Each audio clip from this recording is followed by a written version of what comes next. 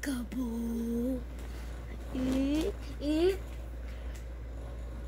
Palaga. Orasan natin yun.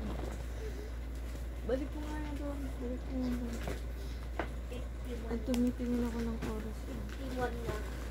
51 na. Hindi ka na makakakain. Kung ano sa school kumain, babaunan kita ng kain. Ha? Yeah. Okay. Pag 9 o'clock, kakain na tayo. Tayo o kayo? Recess nyo na. Pag 9 o'clock, recess time na. Recess. Kumain ka. Kumain ka sa school. Dito na si Gabby.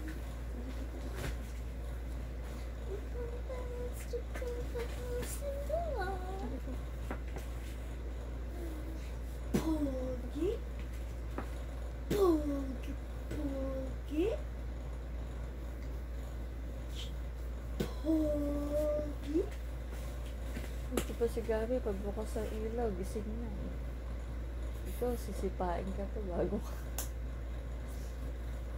ka gumising.